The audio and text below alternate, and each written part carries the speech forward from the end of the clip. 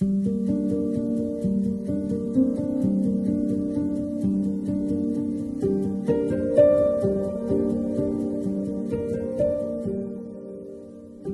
they came to the place called the Skull, they crucified him there, along with the criminals, one on his right, the other on his left.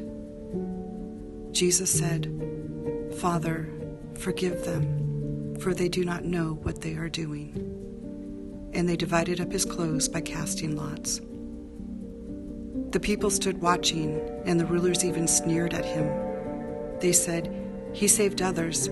Let him save himself if he is God's Messiah, the chosen one." The soldiers also came up and mocked him. They offered him wine vinegar and said, "If you are the king of the Jews, save yourself." There was a written notice above him, which read, "This is the King of the Jews." One of the criminals who hung there hurled insults at him. "Aren't you the Messiah? Save yourself and us." But the other criminal rebuked him. "Don't you fear God?" he said. "Since you are under the same sentence, we are punished justly, for we are getting what our deeds deserve. But this man has done nothing wrong." Then he said, "Jesus, remember me when you come into your kingdom." Jesus answered him, "Truly I tell you, today you will be with me in paradise."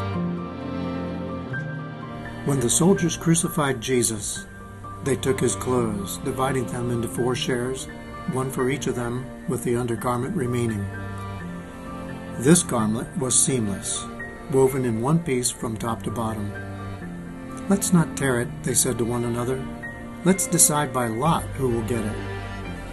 This happened that the scripture might be fulfilled that said, "They divided my clothes among them and cast lots for my garment." So this is what the soldiers did. Near the cross of Jesus stood his mother's sister, Mary the wife of Clopas, and Mary Magdalene.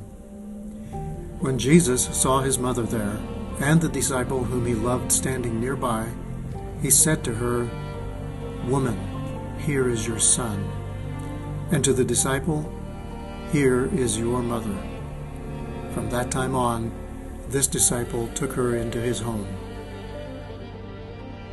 From noon until about 3 in the afternoon, darkness came over all the land. About 3 in the afternoon, Jesus cried out in a loud voice, "Eli, Eli, lama sabachthani," which means, my God, why have you forsaken me?"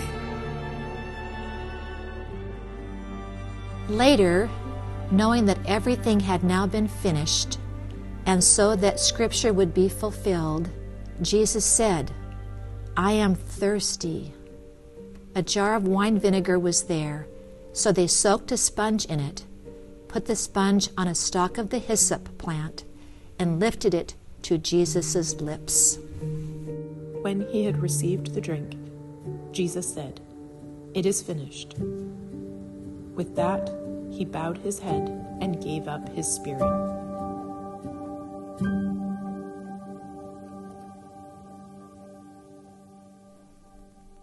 It was now about noon, and darkness came over the whole land until 3 in the afternoon, for the sun stopped shining, and the curtain of the temple was torn in two.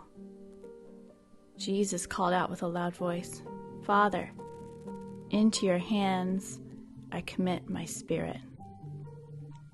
When he had said this, he breathed his last. The centurion, seeing what had happened, praised God and said, "Surely this was a righteous man."